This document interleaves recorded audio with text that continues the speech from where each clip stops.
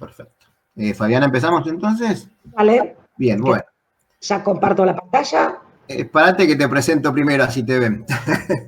Buenas tardes a todos y a todas. Bienvenidos a una nueva edición de nuestro ciclo Parasitología en la Nube, el ciclo de charlas de la Asociación Parasitológica Argentina. Es hoy un placer presentar a la doctora Fabiana Drago, que es docente, investigadora de la Universidad Nacional de La Plata, es investigadora de la SIC y trabaja en el Museo de La Plata, a lo que nos da envidia a muchos que trabajar en ese lugar lo que debe ser. Fabiana hoy nos va a presentar una perspectiva un poco distinta. Hoy está enfocada a su charla desde un conjunto de un grupo de hospedadores, que era una visión un poco distinta de las que hemos estado teniendo en las últimas charlas, en nuestro intento de abarcar la parasitología desde diferentes aristas y perspectivas. Así que bueno, muchísimas gracias Fabiana por estar hoy con nosotros y por aceptar contarnos lo que ustedes hacen. Así que cuando quieras podés empezar.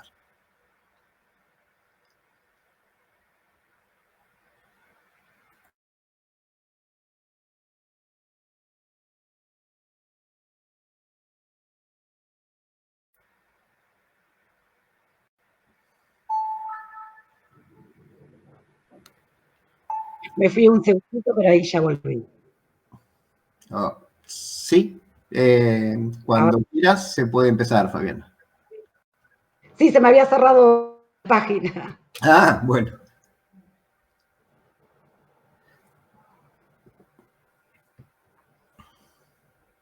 Bueno, ahí están viendo.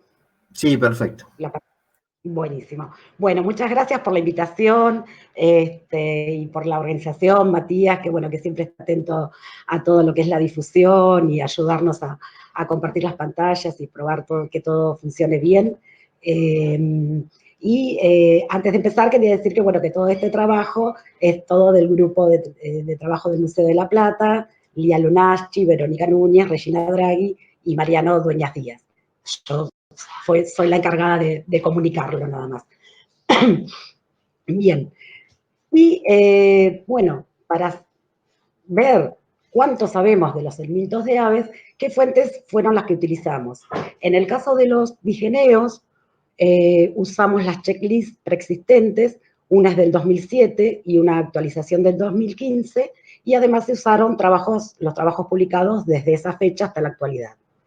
En el caso de los acantocéfalos, se usó la checklist de Hernández-Ort, que es bastante actual, del año 2019, y para nematodes hay otra checklist, bueno, de este año, del 2020, así que está bastante actualizada, y en el caso de los estodes no hay ninguna checklist, así que se usaron los trabajos publicados desde el año 1900 hasta la actualidad. Y en todas las cuentas, cuando vamos a hablar de número de especies de parásitos, número de asociaciones hospedador-parásito y todo lo que vamos a hablar, solo se consideraron las publicaciones en revistas periódicas. No se consideraron ni tesis ni trabajos presentados a congresos, que es lo que algunos llaman bibliografía gris, porque no es fácil de conseguir para todos, entonces usamos solo los trabajos publicados en revistas periódicas. Bien, y antes de hablar un poco del número de especies, que bueno, tal vez es todo los que todos están esperando, por ahí me gustaría detenerme un poquito en la evolución de las publicaciones, los autores, el tipo de publicaciones. El primer trabajo que encontramos acerca de esta temática es del año 1873 y fue realizado por Thomas Cobbold. Bien, ahora vamos a hablar un poquito más sobre este trabajo. Bien, en este gráfico lo que podemos ver es el número acumulado de publicaciones relacionadas con helmintos de aves desde el año 1873 hasta la actualidad. Bien, vamos a ir analizando, están agrupados por cada 10 años. Entonces, tenemos un total de 232 publicaciones, que la verdad que es un buen número de publicaciones, porque solamente estamos hablando de helmintos de aves, así que es un buen número de publicaciones. Las dos primeras publicaciones son de Thomas Cobbold en el año 1873 y 1886. Este parasitólogo inglés describe a Dichelonema rea en Rea americana. Un poco me dio curiosidad cómo había llegado este material a este autor, y en el mismo trabajo él dice cómo obtuvo el material, y ese material lo obtuvo del mismísimo Charles Darwin en sus viajes en la Patagonia Argentina, y bueno, todos sus viajes que hizo, y él le entrega el material, y Cobot unos cuantos años después los describe y los da a conocer. Seguimos en este mismo periodo. También tenemos alguna contribución de Carlos Baer, que es un zoólogo alemán que se estableció en Argentina, que tiene numerosas contribuciones en varias áreas de la biología, pero que también tuvo algún aporte relacionado con los helmintos de aves. Otro trabajo en este periodo es un trabajo muy interesante de Conrado Parona, en el año 1900. Este autor, en este trabajo, identifica 27 especies de digeneos, cestodes y nematodes en vertebrados. 11 de ellos corresponden a helmintos de aves. Acá también me dio curiosidad saber cómo había obtenido el material, y en Material y Métodos, este autor cuenta que Carlos Baer juntó todo este lote y se lo envía, y este autor, que era parasitólogo, los identifica y los da a conocer. Entonces, los primeros pasos de la parasitología en este sentido. Seguimos un poquito más, y entre 1900 y 1950 vemos que no hay muchas publicaciones, son algunas publicaciones aisladas. Entre ellas se destacan las de Fernando Laille, que este investigador se destacó, bueno, todos lo conocen, en numerosas áreas de la biología, pero bueno, tiene también algún aporte en esta temática. Seguimos un poco, y también tenemos aportes de Salvador Massa, que tiene algunas publicaciones en microfilarias de aves del norte de Argentina, que él encontró mientras estaba estudiando los reservorios de Trypanosoma cruzi. Entonces tiene algunas publicaciones también en aves.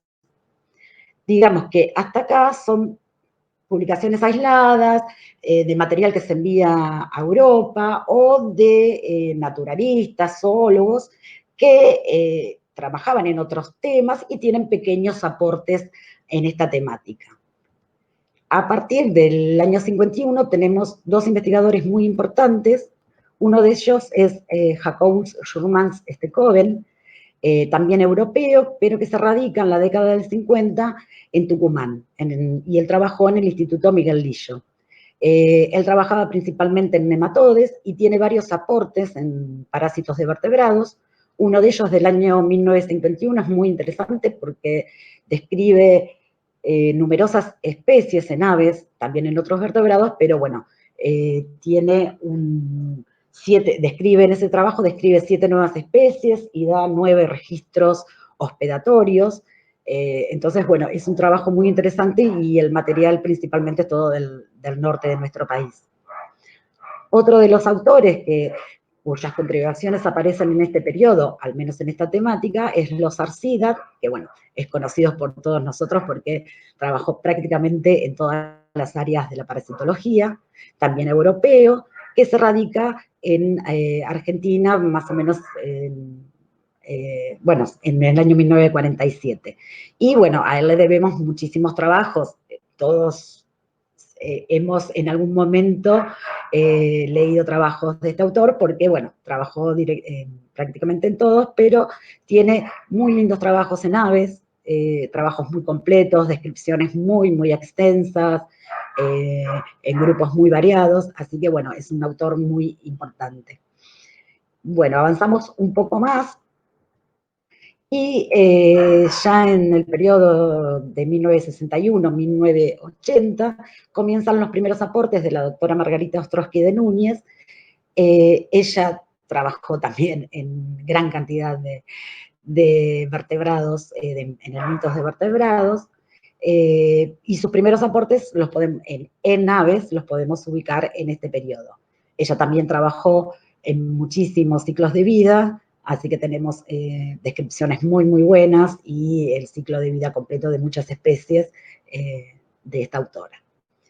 Avanzamos un poquito más y también en este periodo tenemos unas cuantas contribuciones de Juan José Boero y Jorge Led, que eran médicos veterinarios, y que tienen numerosos aportes en varios grupos del Mintos en aves. Avanzamos un poco más y acá vamos a ver, entre 1981 y 1990 aparecen más autores que yo consigné por orden de aparición, ni por número de trabajos, ni por importancia, solamente por orden de aparición en esta temática, porque muchos trabajaban principalmente en peces, pero con contribuciones en aves. Si seguimos avanzando entre el 91 y el 2000, vemos que aparecen cada vez más autores. Y los anteriores siguen publicando, por eso es que crece tanto el número de publicaciones. Avanzamos un poquito más, desde el 2001 al 2010, y vemos, bueno, que cada vez tenemos más autores, y ya llegando a la actualidad, ya casi no me alcanzaba el lugar para poner tantos autores que tenemos. Esto es muy bueno, el tener tantos autores interesados en esta temática, porque hacen que, bueno, que el conocimiento avance mucho más rápido que en los periodos anteriores. Bien. Ahora me detuve un poco a observar cómo habían obtenido el material todos estos autores en estos trabajos. Y bueno, tenemos varias fuentes de material. Tenemos una fuente que puede parecer bastante azarosa y es aves que mueren accidentalmente. Bien, es un método de muestreo, recorrer las banquinas de las rutas en las horas de la madrugada para colectar las aves que mueren atropelladas durante la noche. Si bien es bastante azaroso, muchos de los trabajos se basan en este tipo de material. A veces no colectado por el mismo autor, sino que por algún colega, algún conocido, que sabe que a nosotros nos interesa este tipo de material, lo guarda, nos avisa y uno, bueno, hace las tratativas para llegar al material. Digamos, parece azaroso, pero muchos de los trabajos, si uno se detiene a mirar la metodología, se obtuvieron de esta manera. También puede ser en casos de mortalidades masivas. También es algo azaroso, porque no es algo que ocurre muy frecuentemente y hay que estar en el lugar. Pero bueno, esto nos ocurrió con una mortalidad de flamencos en Epecuén, que justo unos colegas estaban en ese lugar muestreando otras cosas, y bueno, justo pasó esta mortalidad y ellos guardaron algunas de las muestras, las que estaban mejor conservadas, y nos las acercaron al laboratorio. Entonces, bueno, todo este tipo de muestras que parece azaroso, digamos, va llegando a veces de maneras bastante insólitas, pero nos va llegando ese material. Otra vía también que parece insólita son los depredadores. Este también es un trabajo muy interesante con el macatoviano, Podicet gallardoy. Bueno, de más está decir que es una especie súper protegida, que está en peligro de extinción y obviamente que no se puede obtener ningún material de ellos, pero bueno, en una oportunidad el grupo que vigila las colonias del macatoviano llegó a una de las colonias y un bisón, que es una especie introducida, había matado a toda la colonia y no los había comido muy poco. Entonces estaban todos los cuerpos completos y bueno, pudieron colectar algunos. No había pasado inmediatamente en otro lugar del país, tal vez esas muestras no servirían porque, bueno, se descomponen. Pero bueno, donde vive el macatoviano, en la meseta patagónica, en Santa Cruz, digamos, las condiciones climáticas hicieron que la muestra se conservara bastante bien. Así que, bueno, también nos llegó material de macatoviano por esa vía. Otra vía puede ser el material procedente de decomisos por autoridades de fauna silvestre. Esta vía, bueno, yo no he tenido demasiada suerte porque he averiguado qué pasa con el material cuando las autoridades de fauna decomisan y encuentran animales muertos, pero bueno, siempre me han dicho que es un poco complicado porque, bueno, como obviamente que es un delito, tienen que guardarlos, entonces, bueno, nunca pude obtener material de esta manera. Otra manera es compartir material con los colegas ornitólogos. Entonces, bueno, si uno consigue una muestra, uno usa la parte que uno necesita, el otro usa la otra parte y, digamos, se enriquecen los dos grupos de trabajo. Otra fuente son los regurgitados naturales o provocados y también pellets. No hay demasiados trabajos, pero hay un par de trabajos muy lindos en nematodes principalmente con este tipo de material. Y después están los muestreos. Los muestreos, bueno, son difíciles de obtener, son particulares para cada provincia, no hay un permiso nacional, o sea que hay que tramitar el permiso en cada provincia que uno vaya a muestrear. Además, se necesitan guías de tránsito para transitar entre provincias, suelen ser bastante complicados, hay que estar muy atento a la reglamentación y también nunca hay que contar con que uno ya tiene todo, aunque uno haya averiguado y tenga todo, porque cuando uno llega al lugar siempre aparece una nueva reglamentación y nos falta un papel o nos falta un sello o una firma. Y otra fuente, bueno, ahí quería decir otra cosa, que digamos, todos estos, los muestreos donde nosotros nos envían material, muchas veces, ¿qué pasa? Que la persona que encontró el material no tiene un freezer cerca donde guardarlo o está en el medio del campo. Entonces, lo más frecuente es que evisceren el ave y lo guarden en formol. Esto va a tener algunas implicancias en el tipo de trabajo que vamos a poder hacer y eso lo vamos a ver un poquito más adelante. Pero bueno, hay que tenerlo en cuenta porque no es lo mismo tener todo el ave que tener solamente las vísceras. Bien. Y también otra fuente para los trabajos son los materiales que están depositados en las colecciones entomológicas. Yo acá puse este trabajo que en realidad es de mamíferos, pero es válido también para las aves, donde habla justamente de la importancia de las colecciones del Mintos o las colecciones biológicas para este tipo de estudios. En las colecciones mitológicas suele haber material húmedo y preparados montados, particularmente en la colección del Museo de La Plata. Actualmente todo el material está guardado en alcohol, pero ese material estuvo seguramente fijado previamente en formol. Entonces, ese material no es apto para estudios moleculares. Y bueno, obviamente que los preparados montados tampoco. Ahora, en los últimos tiempos, a los autores, cuando van a depositar un material, se les pregunta si ese material está en alcohol, si siempre estuvo en alcohol, y si es apto para estudios moleculares. Entonces, eso queda consignado y otro investigador, después de un tiempo, puede pedir material y puede hacer otro tipo de estudio. Pero bueno, es muy importante el estudio de las colecciones mitológicas. Bien. Otro tópico que es interesante, ¿qué aspectos tratan las publicaciones en esta temática? Y bueno, vemos que el 76% tratan aspectos taxonómicos, asociaciones hospedador-parásito, distribución, checklist, todo ese tipo de trabajos. El 17% eso corresponde a ciclos de vida y sus relaciones con los hospedadores intermediarios. El 4% a estudios moleculares y el 3% aspectos patológicos. Este es interesante, el de estudios moleculares, porque es un ítem que viene creciendo en los últimos años. O sea, no es en los trabajos anteriores no, pero bueno, en 2019 y 2020 tenemos muchas contribuciones en ese sentido.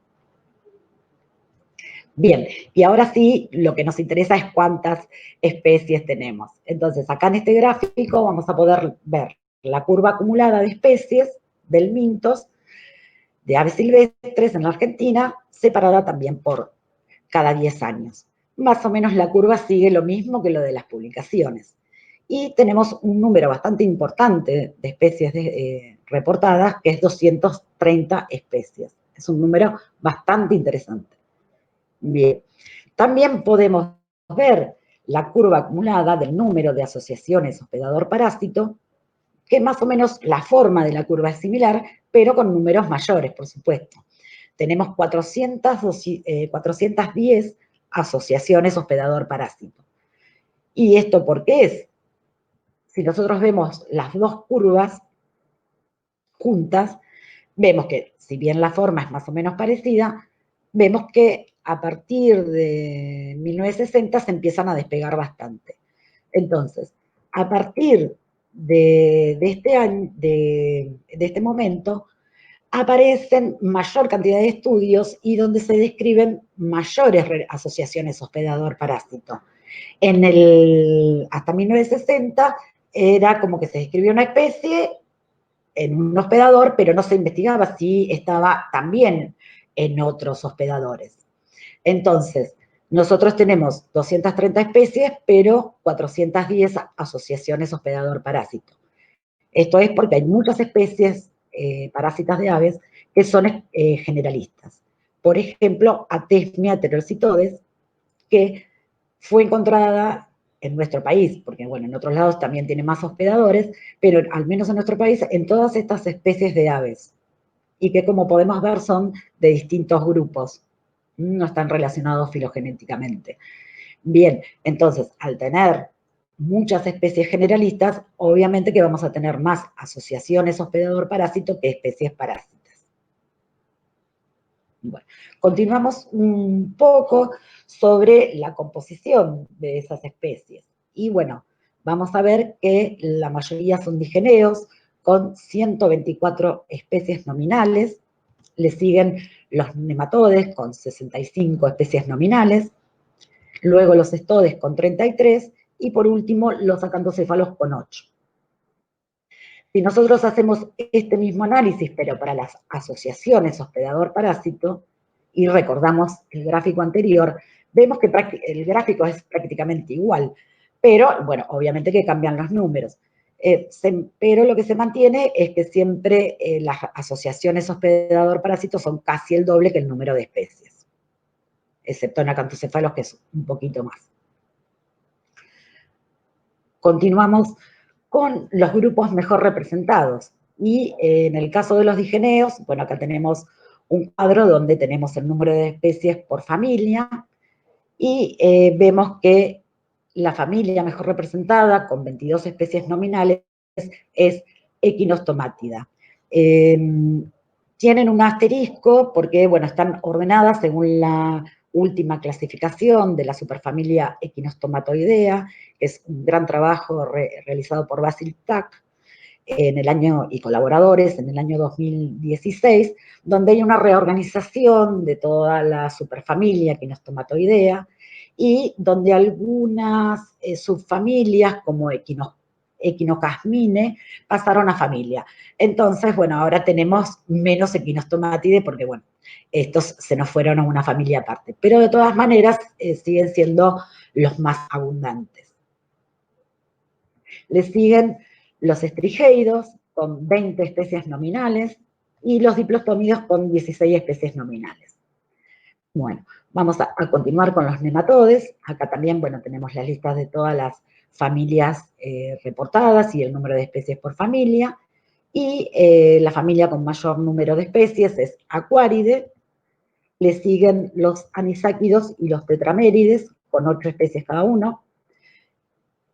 Seguimos con los estodes, que, bueno, los estodes tenemos un poquito menos bastante menos especies, y la familia con mayor número de especies es la Hymenolepideridae, con 13 especies nominales.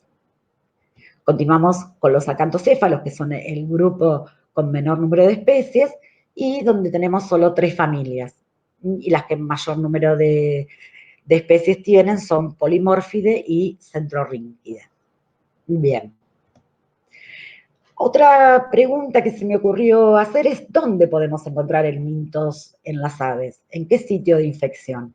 Y la verdad que son muchísimos. Nosotros en las aves podemos encontrar el mintos en el tejido subcutáneo, en senos nasales, en sacos aéreos, en cavidad peritoneal, en el sistema circulatorio, sistema linfático y también en todos los órganos internos, principalmente en el tracto digestivo, desde la boca hasta la cloaca hay reportes de helmintos en las aves.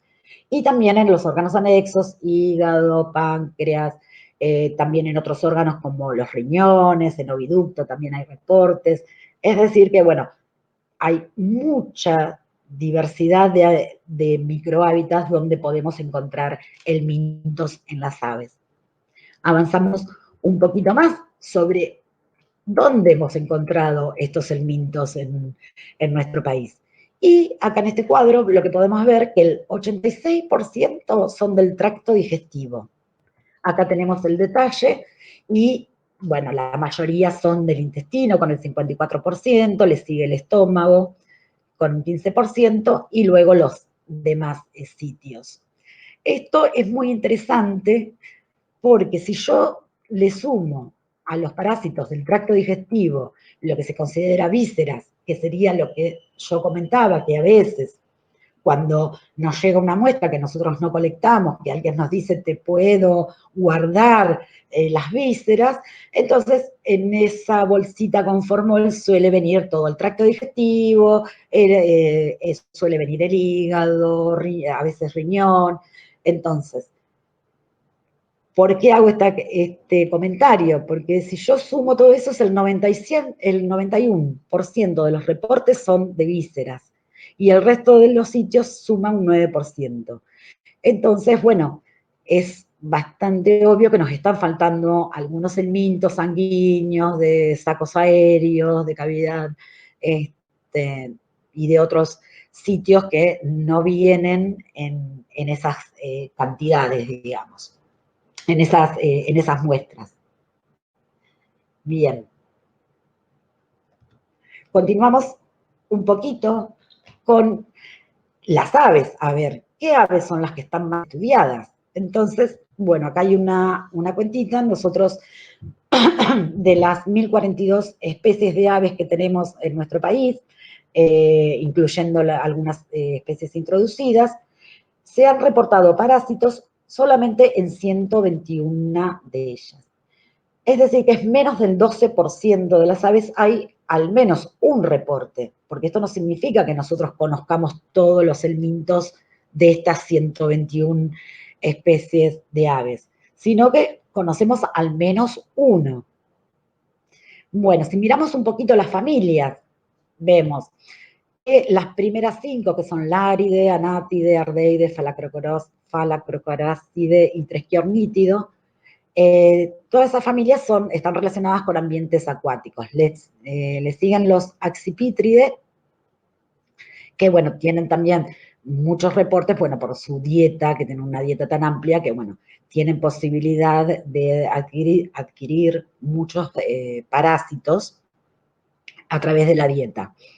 Le siguen también otros dos grupos acuáticos, Podicipedide y Rálide, y después tenemos un grupo asociado a ambientes terrestres, que son los tinámides, y esto me llamó un poco la atención porque había tantos reportes y tantas especies en tinámides, y resultó ser que mirando un poco los trabajos, la mayoría de estos trabajos son entre el año 60 y 80, y mirando también la metodología, muchos de estos trabajos, los autores comentaban que las muestras las habían obtenido de los cazadores de perdices.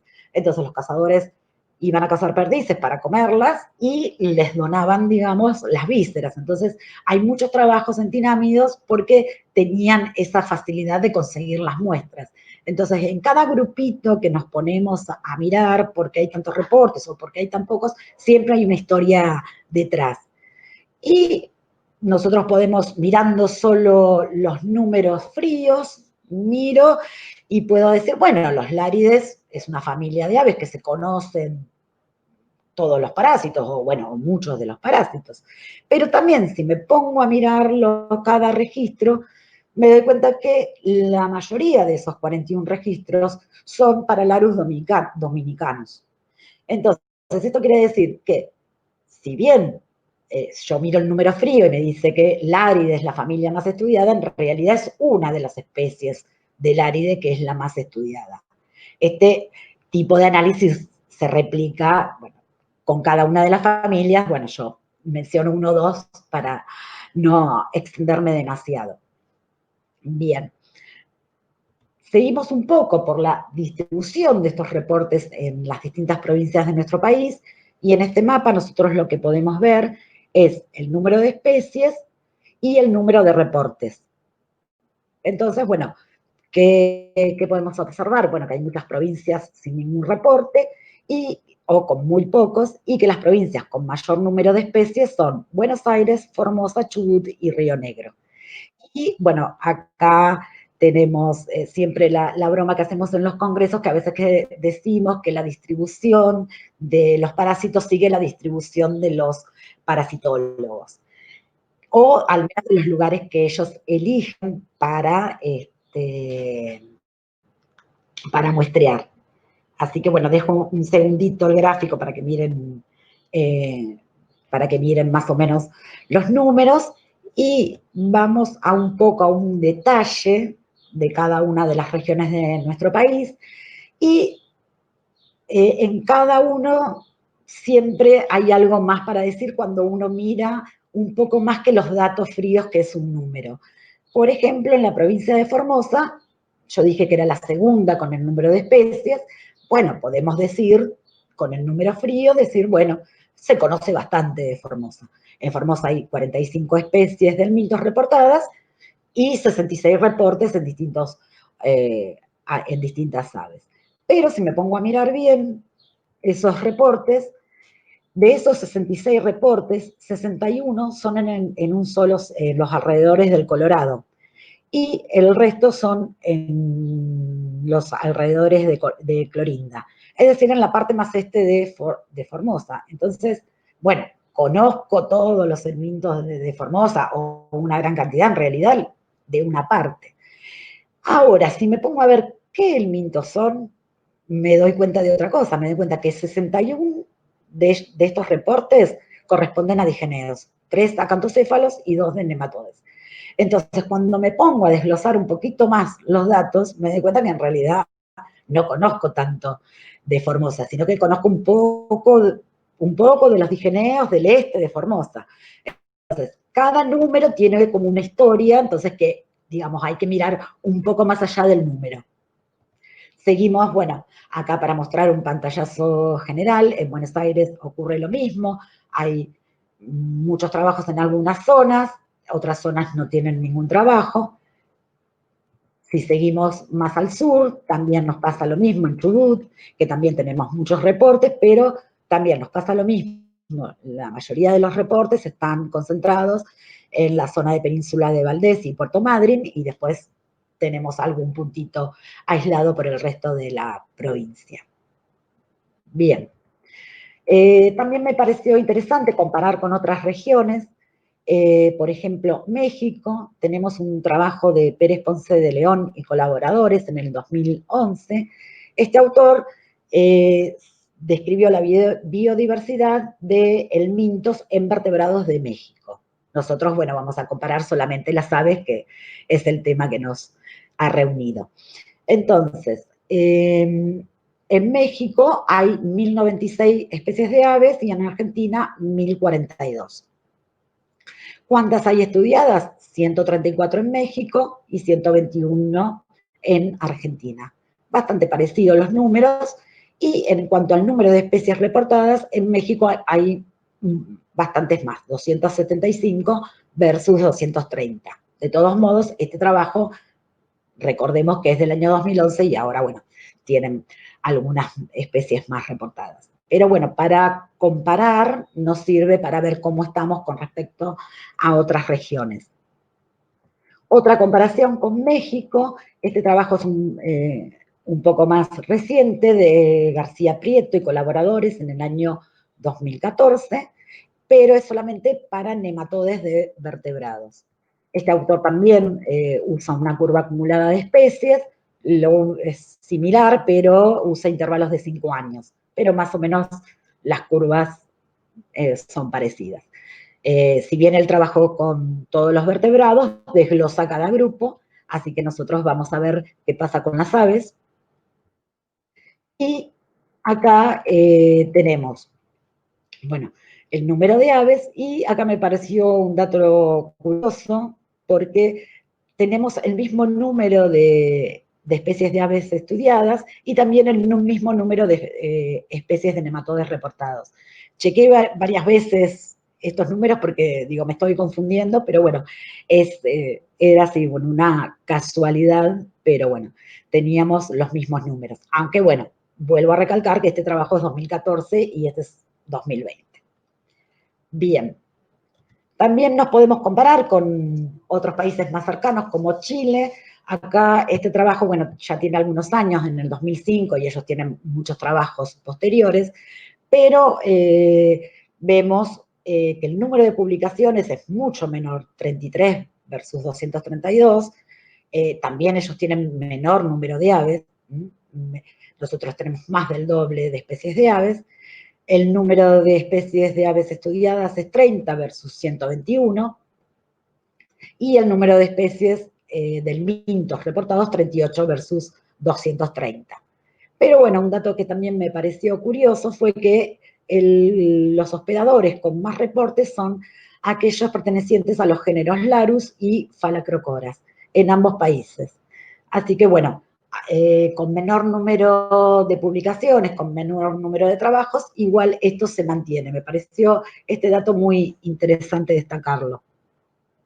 Bien, entonces hablamos un poco de los números, o hablamos de los hospedadores, y nos hacemos esta pregunta, bueno, ¿cuán lejos estamos de completar el inventario de los helmintos de aves?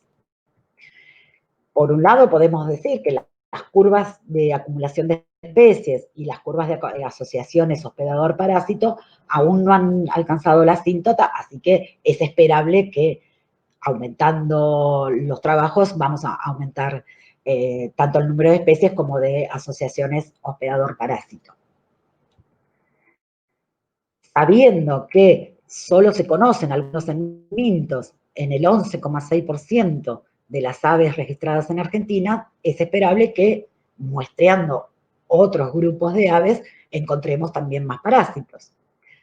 Viendo los patrones de distribución en todo el país, vemos que no reflejan la verdadera diversidad, dado que muchas áreas permanecen inexploradas. Así que es esperable que si uno muestrea en esas áreas, vaya a encontrar más especies de helmintos. Bien. Y también vimos que la mayoría de los reportes del mintos corresponden al tracto digestivo, así que también si uno examina otro sitio de infección, también es esperable encontrar más helmintos.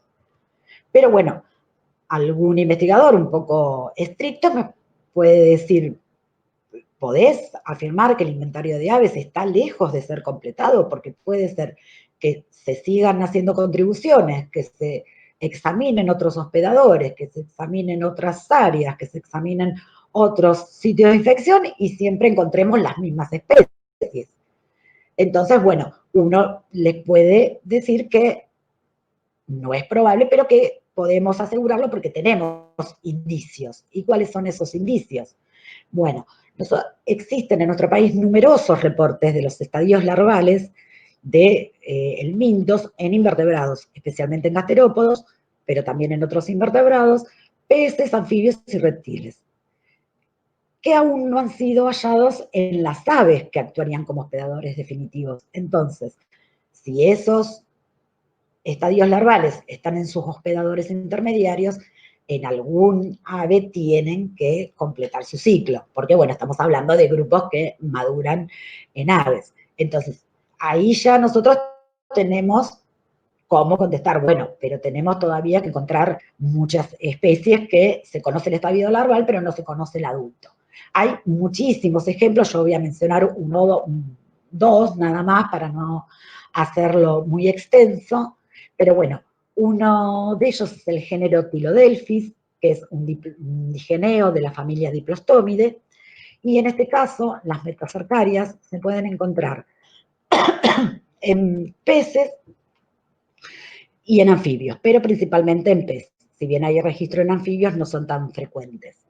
Y nosotros tenemos 6 especies descriptas basadas en metacercarias, incluyendo la famosa Tylodelphis destructor, que fue descrita por Sidat y Nani en el año 1951 en el cerebro del pejerrey. Entonces, tenemos todos estos estadios larvales, muy bien. ¿Y adultos? Bueno, en adultos tenemos 3 especies reportadas en Argentina, Tylodelphis adulta, que se la nominó así porque fue el primer miembro del género Tylodelphis en encontrarse en estado adulto, Tylodelphis brevis y Tylodelphis elongata. Bien, entonces, todos estos estudios son morfológicos, nosotros no tenemos manera, si no se hacen estudios moleculares o de ciclo de vida, de vincular las metacercarias halladas en peces con los adultos hallados en aves. Bien, pero bueno, más recientemente se encontró Tylodelphis jennings, vamos a ir a la siguiente. Se encontraron metacercarias en la cavidad visceral de Nesterodon maculatus, en la ciudad de La Plata, y el estudio morfológico, la comparación con el material descrito por Sidat en 1969, nos permitió identificarla como Tylodelphis jenningsiae. Sidat la había encontrado previamente en la cavidad visceral de Jenningsia lineata en la provincia de Chaco. Entonces, ¿cómo vienen un poco a ayudarnos los estudios moleculares? Bien, por un lado, para confirmar su pertenencia al género Tylodelphis. Por tratarse de un estadio larval, los estadios larvales de diplostómidos son todos muy parecidos, entonces, bueno, por más que estén bien identificados, a veces es confuso, así que es bueno tener evidencia molecular. Entonces, en este caso, se comparó las muestras de Tylodelphis jennings con un montón más de larvas de diplostómidos procedentes de varios países, principalmente de Brasil, y esas metacercarias se alinearon perfectamente en el género Tylodelphis, pero no se logró vincular con ningún adulto. Es decir, que conocemos las metacercarias de Tylodelphis jennings, sabemos que los hospedadores definitivos son aves, pero por el momento permanecen desconocidos. Entonces, acá tenemos evidencia que tenemos que seguir encontrando especies del mintos en las aves. Otro caso que me parece interesante, también un diplostómide, es el género Austrodiplostomus. Nosotros actualmente tenemos 2 especies reconocidas como válidas, Austrodiplostomus mordax y Austrodiplostomus compactum. Estas 2 especies fueron halladas en Argentina, Austrodiplostomus mordax, las 2 en Phalacrocoras brasilianus, la mordax fue encontrada en provincia de Buenos Aires y compactum, los adultos de compactum fueron encontrados en la provincia de Formosa. Y también, bueno, con estas 2 especies hay numerosos trabajos con los estadios larvales. La doctora Margarita Ostrowski realizó el ciclo de vida de ambos, entonces hay mucha información en este género. Bien, y más cercano, más actual, tenemos un trabajo muy lindo de Sereno Uribe y colaboradores, entre los que se cuenta la doctora Ostrowski, en el año 2019, y en este trabajo se hizo un análisis molecular de numerosos ejemplares de Austrodiplostomus. Este trabajo contó con material procedente de metacercarias de cerebro y ojos de peces, cercarias en caracoles y adultos en aves. Entonces, estos autores lograron identificar las distintas especies, Austrodiplostomus mordax, que se separa muy bien acá, Austrodiplostomus compactum, que en el caso de compactum, ellos usaron metacercarias, cercarias y adultos, o sea que se conoce todos los estadios y se los pudo, digamos, agrupar como una especie, pero también les quedaron otros 2 grupos, que ya los habían encontrado también otros investigadores y que no se alineaban con Compactum, y que se nominaron Austrodiplostomun sp1 y Austrodiplostomun sp2. ¿Por qué? Porque son basados solamente en metacercarias, entonces no se puede nominar específicamente. Pero, entonces, los demás investigadores que trabajamos en el tema sabemos que podemos esperar al menos 2 especies más de Austrodiplostomun en aves. O sea, ya ellos lo encontraron en peces. Entonces, se supone que el hospedador definitivo es un ave, así que, bueno, faltaría encontrar al menos estas 2 especies. Bien, otro tipo de estudios que tenemos son con respecto a las especies crípticas, que cuando hacemos estudios morfológicos se nos hace muy difícil diferenciarlas. Esto nos pasó cuando encontramos adultos que identificamos pertenecientes al género Diplostomum en Tigrisoma lineatum en la provincia de Formosa. Nosotros hicimos los preparados, los estudiamos, los dibujamos, tomamos todas las medidas usuales, y cuando lo empezamos a comparar, realmente era muy parecido a Diplostomum ardea, que había sido descrita por Dubois en el año 1969 en Ardea herodias en Estados Unidos. Era muy parecida, pero sí notábamos algunas diferencias, pero sobre todo de algunas medidas del largo del cuerpo, pseudoventosas, órgano trigocítico y algunas relaciones morfométricas. Pero estos datos morfológicos por sí solos no nos daban, digamos, pie como para describir una nueva especie.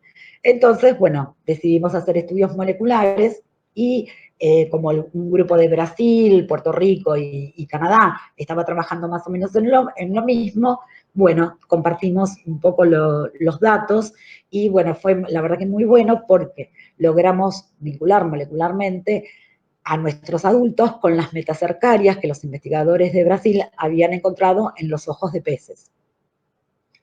También, al comparar con las secuencias disponibles en el GenBank, también se vincularon con otras metacercarias, también en peces de Brasil, en un trabajo publicado por Pellegrini y colaboradores en el 2019.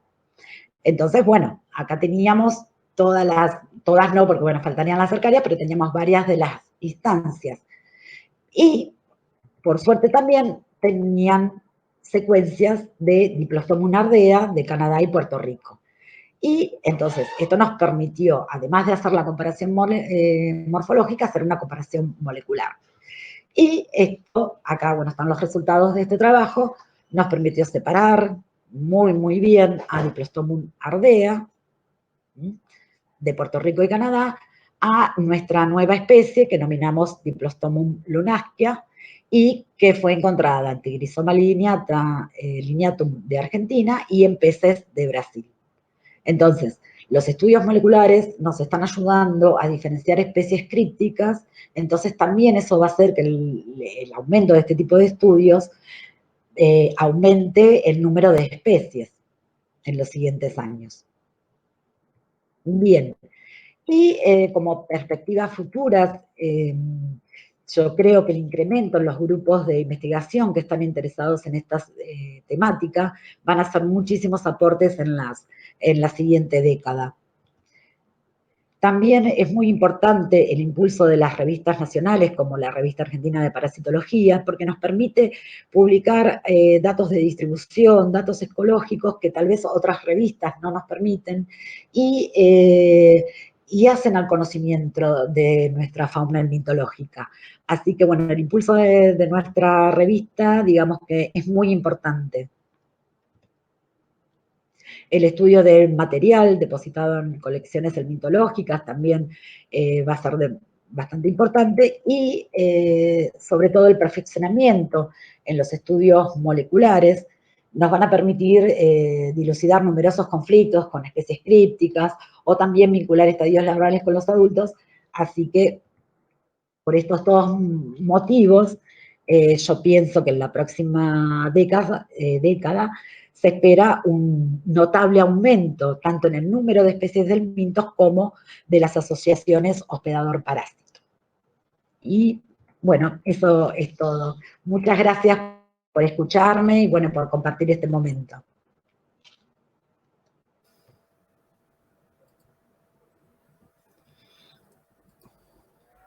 Bueno, muchas gracias, Fabiana, por tu revisión tan detallada y completa y realista de la helmintología de aves en Argentina. Dejamos ahora abierto ya la sección entonces para consultas y preguntas que pueden ir haciendo por el chat. O si lo prefieren en algún momento, cuando terminemos con el chat, también podemos habilitar los micrófonos y hacerlas verbalmente. Bueno, acá empiezo a ver, hay Fabiana, un montón ya de felicitaciones y agradecimientos por tu charla, así que después te vamos a hacer llegar el chat. Ay, buenísimo, muchas gracias.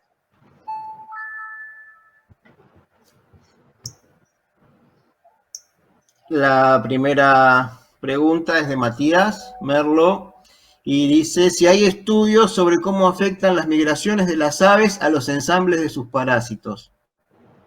Bueno, publicados hay, bueno, lo que tenemos es el trabajo de tesis doctoral de Sofía Cafía. Bien. Recording is on. También pregunta cómo es tu relación con los o las ornitólogos y cómo se puede hacer para facilitar la obtención de muestras en relación a los permisos que se necesitan. Bueno, la relación con los ornitólogos es, la verdad que es espectacular, porque la mayoría de las muestras las conseguimos por esa vía. Bueno, justamente, bueno, uno de los ornitólogos con el que nosotros trabajamos falleció recientemente, Luis Pagano, y bueno, siempre le hacemos un reconocimiento porque no es solo lo que él nos brindó de material, sino todos los conocimientos que nos brindó. Si nosotros decíamos, estamos buscando diplostómidos porque nos interesa ese grupo, y los hospedadores intermediarios son peces, entonces él, bueno, entonces tienen que buscar tal ave porque este ave come tal cosa y se encuentra, entonces la verdad que él tuvo muchísimo aporte en nuestros trabajos. Realmente lo vamos a extrañar, bueno, como amigo principalmente, pero la verdad que la relación es muy buena y nosotros, bueno, nos han, no solo él, sino otros compañeros nos han traído material desinteresadamente, o sea, ellos, por ejemplo, en la colección ornitológica, ellos a veces encuentran un ave y hacen preparaciones solamente de lo que es el plumaje o el esqueleto, entonces todo lo que es vísceras no les sirve. Entonces, bueno, nos golpean en la puerta y nosotros siempre tenemos la puerta abierta al material. Claro. Así Bien. que bueno, tenemos muy buena relación. Muy bien. Agustín Zarco, bueno, te felicita, dice excelente charla y pregunta ¿a qué le atribuyen la baja diversidad de parásitos en paseriformes? Bueno, lo que en paseriformes, yo en particular tenía como ciertas reservas, porque bueno, al no estar asociados, muchos de ellos, porque otros sí, pero bueno, ambientes acuáticos, como a mí me interesaban los digeneos, en realidad, bueno, los paseriformes como que mucho no me interesaron, pero también un poco tiene que ver con el tipo de mitos que tienen. Pero siempre hay sorpresas, porque bueno, justamente yo nunca quería paseriformes y nuestro amigo Luis Pagano una vez nos dijo, ¿por qué no miran Taraba major, que es un ave muy pequeña? Y me dice, es chiquito, pero come pequeños reptiles, come pequeños anfibios. Bueno, así que por recomendación de él, examinamos algunos y nos llevamos una sorpresa increíble porque describimos como 4 especies en Taraba major, que bueno, es un pequeño paseriforme. Pero bueno, también tiene que ver con la dieta, porque bueno, esta ave lo que come muchos vertebrados. Después los que comen semillas, esos suelen tener menos parásitos. Bueno, pueden tener, por supuesto, que los parásitos con ciclos directos, ¿no? Pero bueno, nosotros, como siempre, digamos, tratamos de ver todos los helmintos, pero bueno, nuestros preferidos son los digeneos. Entonces, bueno, Por eso, bueno, hay menos reportes, pero sí tienen menos número de parásitos. De todas maneras, yo cuando me llegan muestras de esta manera, que alguien las encuentra, que las trae, hago prospecciones de paseriformes y nunca tienen demasiados parásitos y en general yo lo relaciono con la dieta, porque usualmente son granívoros o bueno, entonces, bueno, tienen menos posibilidades de infectarse con ciclos heteroxenos. Muy bien. Sergio pregunta, las ONGs que se dedican a la recuperación de fauna abandonada o lastimada, ¿serían una fuente de muestras viable? Sí, es una excelente, yo he visto en otros países hay trabajos con un número de muestras bastante importante porque en esos centros donde recuperan a las aves, bueno, muchas por suerte tienen éxito y las recuperan, pero hay algunas que mueren. Entonces se las donan a los parasitólogos o a los ornitólogos que quieran estudiarlos. Acá yo he tratado de vincularme con distintos y no he tenido demasiado éxito, sí con particulares. No son ONG reconocidas, sino que son naturalistas que por ahí encuentran algún ave y la tratan de recuperar y bueno, cuando se les muere te avisan. Pero no organismos muy, muy importantes, sino que como, sí, ecologistas o grupos que protegen a las aves. Justo antes de la charla, mientras probábamos cómo funcionaba el compartir pantalla, justo les comentaba que hacía poco uno de estos grupos, que no es un grupo conocido, digamos, encontraron un bighorn en muy mal estado en la ciudad de La Plata, bien en el centro, casi, no en el centro, pero bueno, en la calle 1 y 38, y bueno, ellos lo llevaron, lo trataron de recuperar y todo, pero enseguida se murió. O sea, se ve que o lo habían atropellado o algo le había pasado. Y bueno, estos chicos que eran exalumnos de la Facultad de Ciencias Naturales, me contactaron y me preguntaron si lo quería, así que bueno, así obtuve el material. Pero sí he tratado y no he tenido demasiado éxito con organismos medios más grandes, digamos. Muy bien. Daniel Tanzola, bueno, no es una consulta, adhiere a tus conceptos, pero te felicita por el reconocimiento y la valoración de nuestra revista argentina de parasitología, por eso lo leo también, porque adhiero a Daniel y te agradecemos el reconocimiento a nuestra revista, de nuestra asociación. Agustín Zarco pregunta si para recuperar nematodes de gagrópilas utilizan solo gagrópilas frescas. Hay un par de trabajos, yo no he trabajado en particular de esa manera. Sí logré recuperar una vez en un trabajo, bueno, que hicimos en realidad no es de un trabajo, sino que en un viaje de campaña de parasitología general a Iberá, que fuimos con Graciela y con nuestros estudiantes, y a Graciela se le ocurrió hacer una especie de muestreador bastante casero por las circunstancias en que estábamos, y se colocaron donde había un paradero de biguas. Entonces, ahí encontramos entre materia fecal y algunos regurgitados de las aves, encontramos huevos de nematodes y en particular, que me llamó mucho la atención, encontramos digeneos. No muchos, encontramos uno, pero me llamó la atención porque, bueno, siempre ese tipo de trabajo yo lo había visto más para nematodes. Pero sí, tiene que ser fresco porque a medida que se va secando se va deteriorando el material. En este caso era un solo ejemplar y no estaba grávido, se ve que recién había llegado con el alimento y o sea, no era metacercaria, ya era un adulto, pero le faltaba madurar sexualmente. Pero bueno, me llamó mucho la atención porque nunca me había pasado. de encontrar de esa manera. Pero sí, tiene que estar fresco porque si no se empiezan a secar. De todas maneras, los nematodes son bastante resistentes, no todos, pero algunos son bastante resistentes, así que si uno espera encontrar digeneos o cestodes, bueno, ahí es más complicado porque, bueno, enseguida se deterioran. Pero los nematodes, al tener esa cutícula tan resistente, aguantan un poquito más, pero tampoco que se seque del todo, ¿no?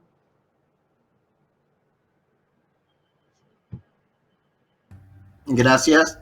Jorge Manuel te felicita por la excelente ponencia y consulta si se ha encontrado algún parásito de potencial zoonótico en aves argentinas.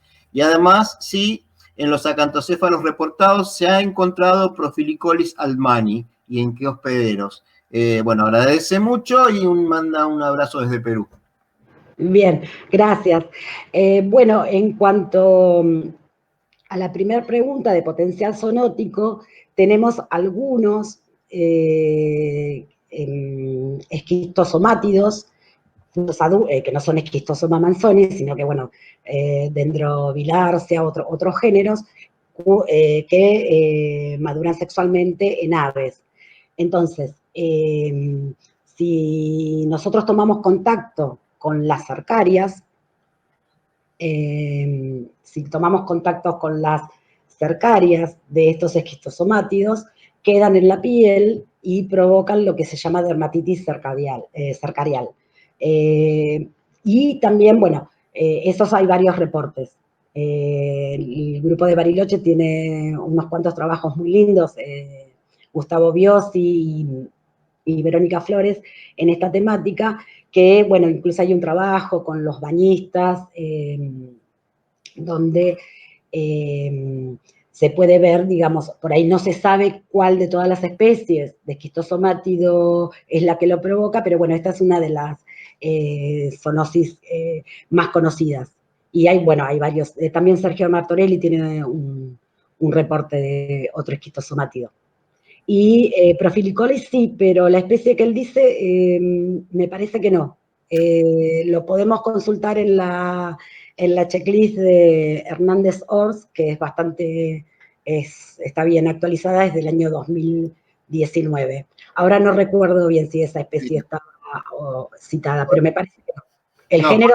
Trabajo reciente que hicimos nosotros también es Casmagnati, la especie que está acá en Argentina y en Uruguay. Claro, que esa se sabe también bastante del ciclo y todo. Bien, Darío Manzoli pregunta si han analizado muestras de materia fecal o si hay bibliografía que analice muestras de materia fecal, porque hay gente que trabaja con captura de aves y podría colectar este tipo de muestras.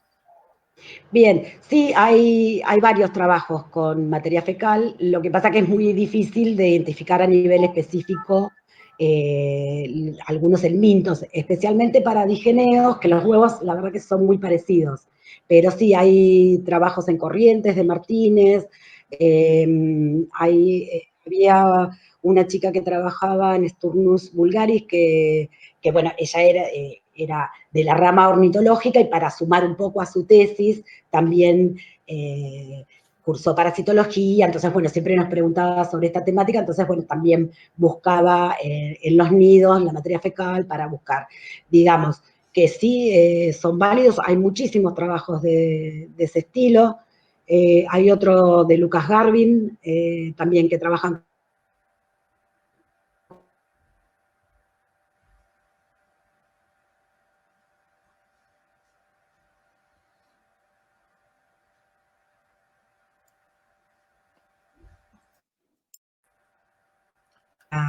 identificación específica, si uno puede llegar, aunque sea la identificación genérica, también es un dato muy interesante. Muy bien, hay un comentario, ¿no? Una pregunta de Laura C., que dice que una forma de solucionar para cubrir regiones no exploradas y haciendo una previa charla de protocolo de recolección y conservación, es contactar con los clubes de observadores de aves, que habría que tenerlo presente como posibles fuentes, ¿no? de muestras. Sí, es verdad. Los observadores de aves también son muy generosos. Obviamente que para juntar materia fecal o algún regurgitado o colectar, animales que ellos encuentran muertos, porque también por esa vía nos llegan a veces material, porque ellos, a los observadores de aves, o también a veces nos llegan por los herpetólogos, que ellos su trabajo es, digamos, cuando van al campo es caminar y caminar kilómetros y kilómetros, entonces tienen mayor posibilidad que nosotros que hacemos a veces un trabajo más de laboratorio, de encontrar este tipo de muestras. Entonces, también mucho de mi material me llega por colegas de otras áreas, que bueno, que tienen más tiempo de trabajo en el campo que nosotros que, bueno, que tenemos trabajo de tiempo en el campo, pero tenemos mucho trabajo de laboratorio. Así que sí, es una buena idea lo de los observadores de aves. Además que, bueno, también saben siempre un montón de las costumbres de las aves.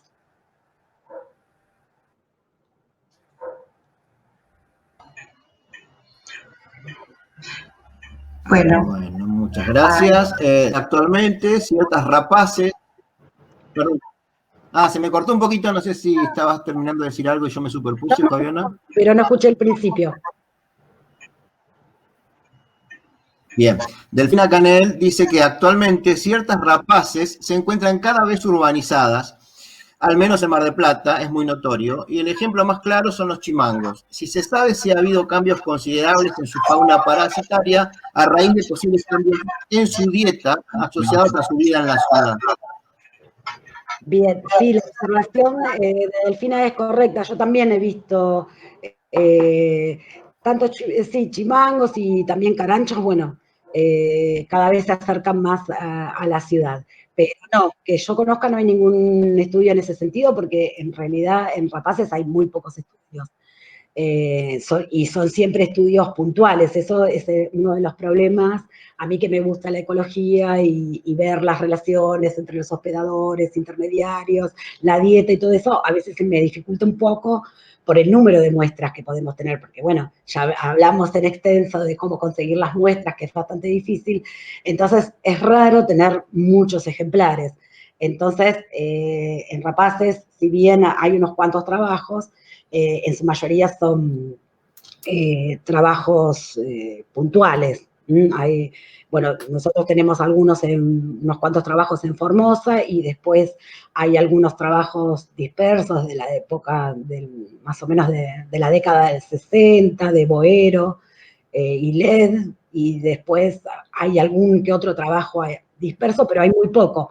Entonces, lamentablemente esas preguntas no las podemos responder. Bien. Bueno, a ver, Verónica Taglioretti comenta sobre las segagrópilas, que son una fuente de estudio importante para los paleoparasitólogos, y que, bueno, Ornella Bertrame, que no sé si estará hoy acá en la audiencia, ha trabajado bastante con Sí, ese grupo. sí, estuvo muy interesante. Julia Díaz confirma que es Prosilicolis.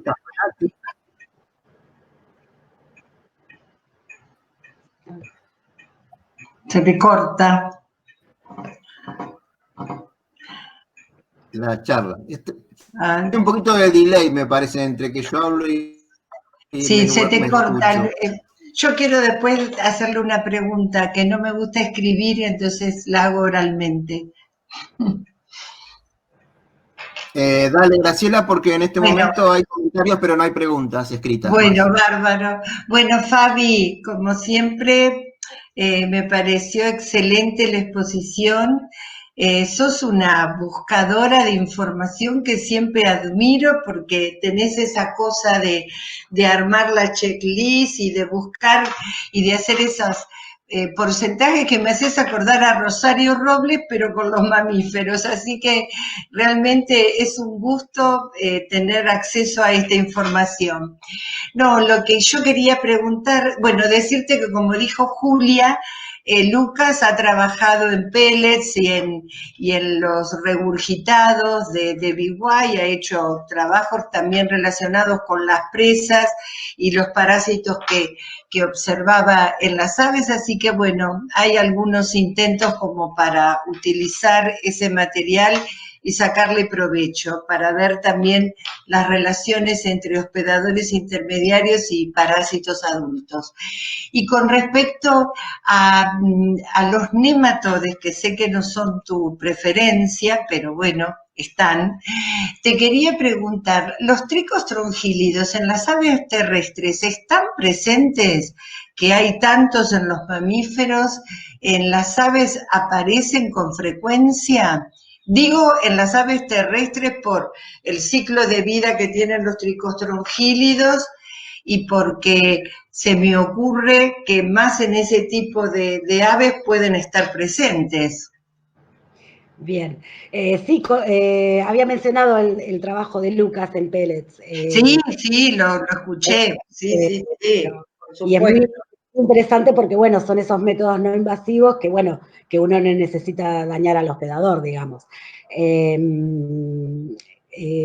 Con respecto a los tricostrongylidos, muy pocas veces encontré, bueno, y además me gustan los nematodes igual, o sea, por circunstancias, es como que digamos que trabajo con digeneos y después, bueno, uno se empieza a entusiasmar y lo que sí. Te gustan todos, yo sé que te gustan todos los helmintos y te entusiasman, así que... Pero bueno, tampoco es bueno, pero no sé tanto de nematodes. Así que bueno, pero tricostrongylidos he encontrado muy pocas oportunidades. También, bueno, puede ser que a veces se pierdan un poco, porque también, bueno, son pequeños y todo, pero, y era un anátido donde recuerdo haber encontrado, pero muy pocas veces he encontrado. Tampoco, bueno, he analizado tantas, en general trato de revisar más bien acuáticas, pero bueno, que recuerde, una vez encontramos tricostrongylidos.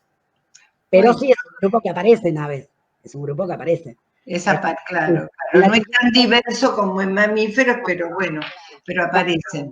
Y en los reportes hay, creo que una especie, en la checklist recuerdo que hay, creo que una sola especie reportada por otros autores. Claro. Pero también, bueno, es un grupo difícil, por ahí también lo encuentran, pero no lo describen. Entonces, No lo describen. pero sí, en mi experiencia, una sola vez. Bueno, muy linda la charla, Fabi. Así que seguí aportando a estas cosas que necesitamos conocer más sobre parásitos. Y ustedes, que van a ser los que siguen. A las siguientes generaciones que tienen que seguir trabajando. Muy bien, bueno, felicitaciones. Gracias, Gra. Gracias, Graciela. Bueno, hay un montón de saludos, felicitaciones, agradecimientos en el chat. Fabiana, no tengo más preguntas por escrito. No sé si alguien más quiere habilitar el audio y hacer algún comentario para Fabiana o pregunta. Sí, buenas tardes, doctor Timi. Sí, buenas Cintia tardes. González.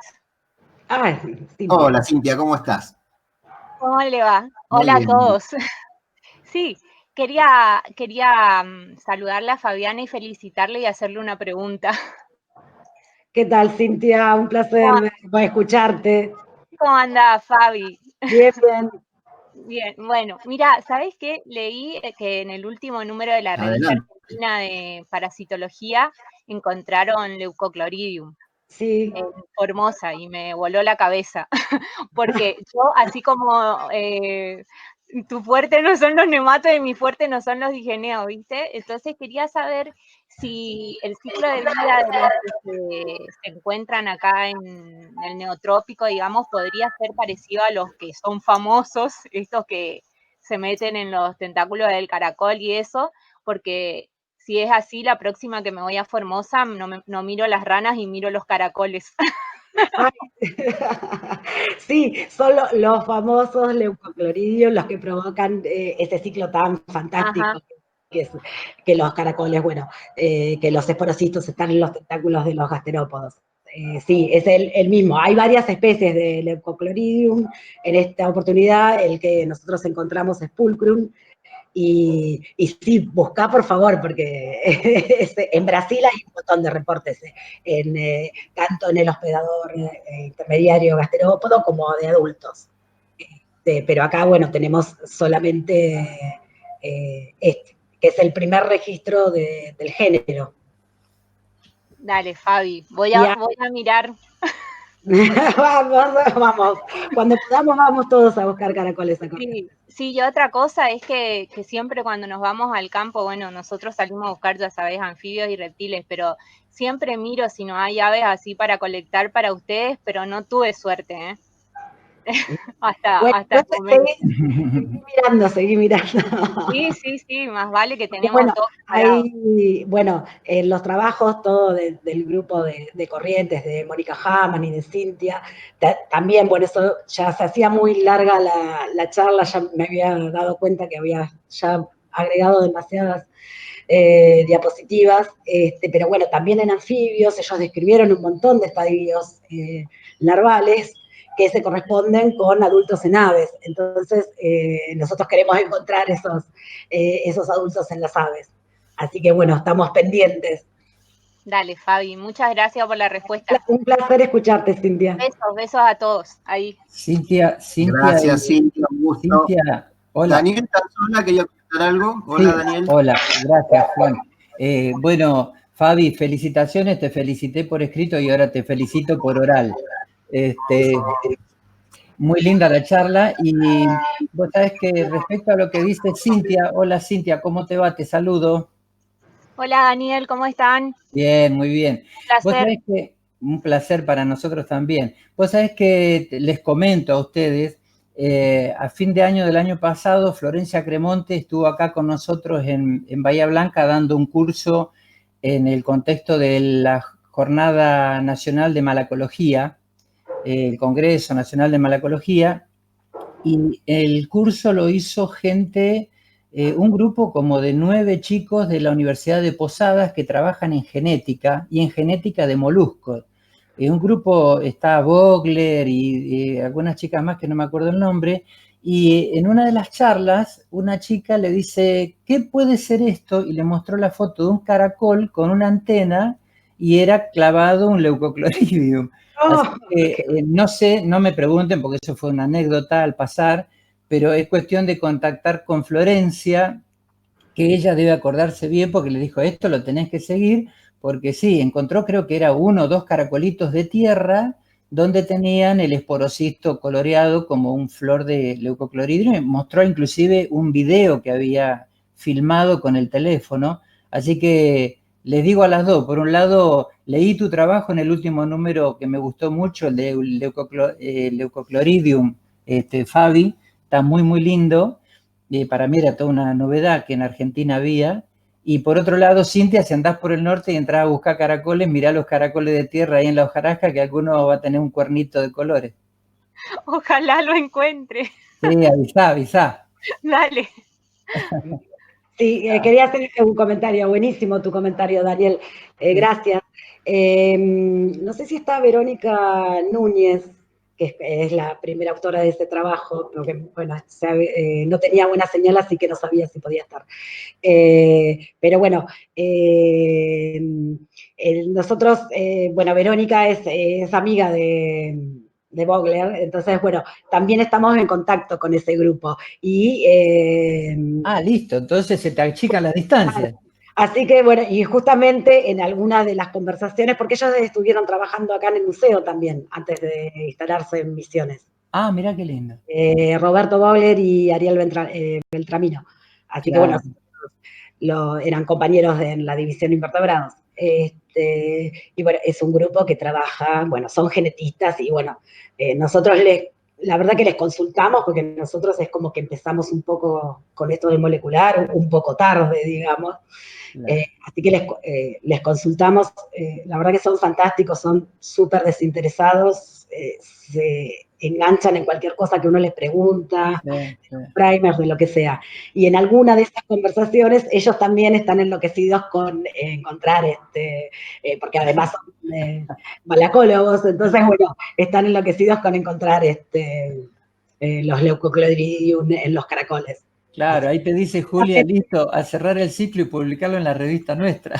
Así, seguramente deben estar atentos, porque bueno, ellos también tienen sus muestreos y todo, pero bueno, seguramente que están, que lo tuvieron en cuenta porque justo me acuerdo de que siempre nos preguntan, y apareció, así que bueno, y justo bueno, cuando nosotros encontramos el adulto les comentamos, así que bueno. Claro, qué lindo, y justo en Jacana, que allá es el país de las jacanas, ¿no es cierto? De claro. Las cuchitas de agua, qué lindo. Claro. No, muy lindo trabajo, te felicito. Bueno, felicitar a la Verónica también. Claro, no tenían demasiada cantidad, digamos, que tuvimos que cuidar, a veces, también ese es otro, que a veces uno encuentra algún enmilto y, bueno, hay que hacerlos preparados y hay que dejar un poco para hacer molecular, entonces, claro. Pero bueno, entonces ese material uno lo cuida como oro, porque, bueno, claro. suelen ser pocos, entonces, bueno. Claro, tal cual. Bueno, muchas gracias, Daniel. No sé si alguien más quiere hacer algún comentario o consulta.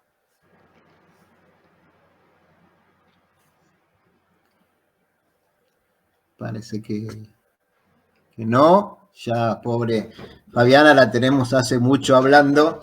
Así que, bueno, si no hay más preguntas, entonces, damos con esta última. Aplaudir. Intervenciones, iba a pedir esto, hablamos de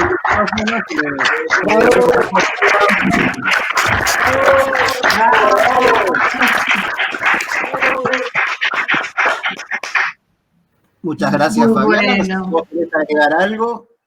No, bueno, agradecer la invitación y también los comentarios y los aportes de cada uno, que bueno, que me parece lo más rico de este tipo de encuentros, que bueno, que yo encontré esto, que yo vi esto, que leí tal trabajo, me parece que es lo más rico de todos estos encuentros. Así que bueno, gracias por la invitación.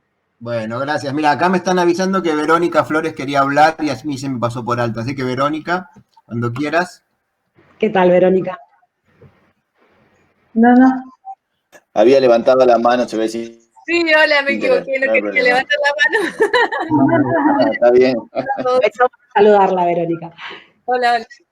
Que también, bueno, son de los colegas que solamente vemos en los congresos, así que bueno. Así que bueno, entonces muchísimas gracias, Fabiana, por tus aportes y tu charla, estuvo muy buena. Ya te haremos llegar los comentarios y los saludos